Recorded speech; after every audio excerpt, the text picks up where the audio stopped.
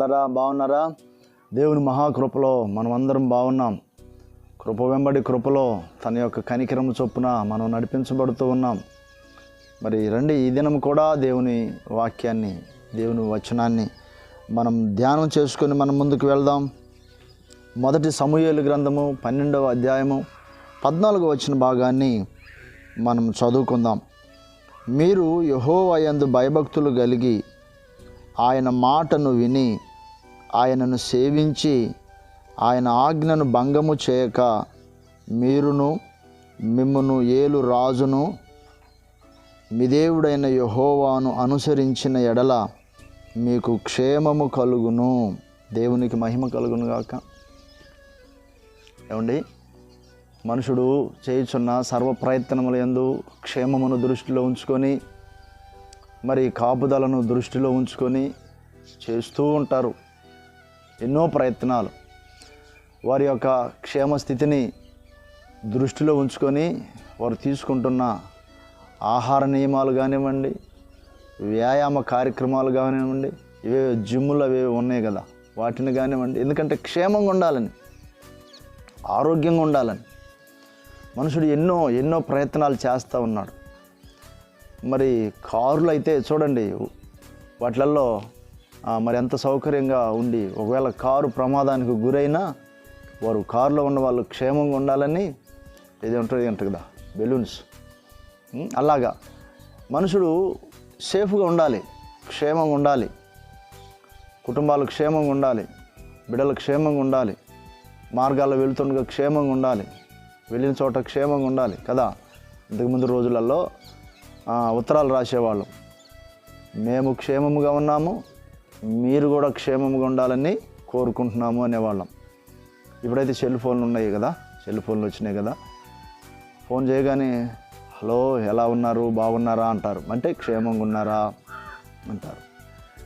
ఏమండి, మనుషుడి యొక్క అన్ని ప్రయత్నముల యందు క్షేమమును దృష్టిలో ఉంచుకొని చేసే అన్ని ప్రయత్నముల యందు గుర్తు పెట్టుకోవలసినవి మర్చిపోతూ ఉన్నాడు.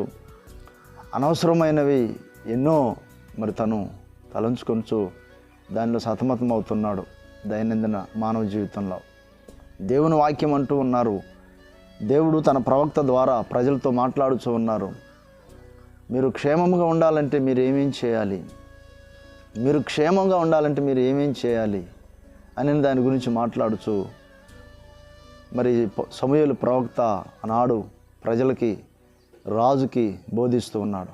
ఆయన మాట వినాలి, ఆయనను అనుసరించాలి, ఆయనను హత్తుకొని జీవించాలి, ఆయన మాట భంగం చేయకూడదు, అంటే నిర్లక్ష్యంగా ఆయన మాటను తీసుకోకూడదు, లేదో ఆయన మాటని ఏదో మరి అశ్రద్ధగా ఉండకూడదు. మీరు మీ రాజును క్షేమంగా ఉండాలంటే మీరు చేయవలసినది ఉన్నది అన్నది. అవునండి, ఈ దినాలలో కుటుంబాన్ని నడిపించుకుంటున్నటువంటి వారు, ఆ కుటుంబం యజమానుడు కానివ్వండి, యజమానురాలు కానివ్వండి, వాళ్ళు కూడా కుటుంబానికి రాజే కదా.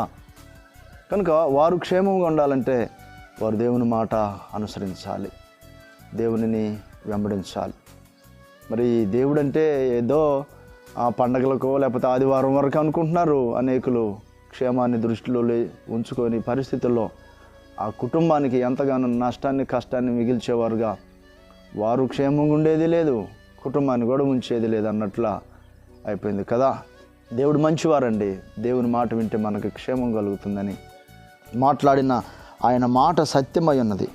కనుక మనం ఆయనను అనుసరిస్తూ ఆయన మాటను వింటూ మేలుకరమైన ఆయన మాటను మనం హృదయంలో భద్రపరుచుకుంటూ, మరి రోజులు ఎటువంటివైనను సరే, కాలం ఎటువంటిదైనను సరే, పరిస్థితులు ఎటువంటివైనను సరే, దేవుని మాట మనకు క్షేమము కలుగు చేసేదిగా ఉన్నదని చెప్పుటలో ఎటువంటి సందేహము లేదు. కనుక ఈ మాటలు వింటున్న ప్రియ దేవుని బిడ్డ, దేవుని మాట విని ఆయన వైపు తిరిగి ఆయనను అనుసరించి ఆయనకు దగ్గరగా జీవిస్తున్నప్పుడు భవిష్యత్తుని గురించి ఆందోళన చెందవలసిన పని లేదు. కానీ దేవుడు తప్పకుండా సహాయం చేస్తారు, నీ క్షేమస్థితిని నీకు దయచేస్తారని మాట దేవుని మాట అయి ఉన్నది. దేవుడు తన మాట దీవించునుగా. ఒక చిన్న ప్రార్థన చేసుకుందామా. ప్రేమగల తండ్రి, దయగల గొప్ప దేవ, మీకు వందనాలు, స్తోత్రాలు నాయనా. ప్రియ ప్రజలు తండ్రి, ఏ స్థలంలో ఉండి మాటలు వింటూ ఉన్నారో ఏ స్థితిలో ఉండి ఈ మాటలు వింటూ ఉన్నారో, దేన్నైతే ఆశిస్తూ ఉన్నారో, దేన్నైతే ఎదురు చూస్తూ ఉన్నారో, సమస్తము మీ మాటలు ఇమిడి ఉన్నదనే సత్యమును అర్థం చేసుకోవటానికి కృప చూపండి. మేలు చేసి కాపాడమని, తోడై ఉండి నడిపించమని, ఈ దినమంతా మీరు సహాయం చేయమని యేసయ్య పరిశుద్ధ నామములో అడిగి వేడుకొంచున్నాము తండ్రి.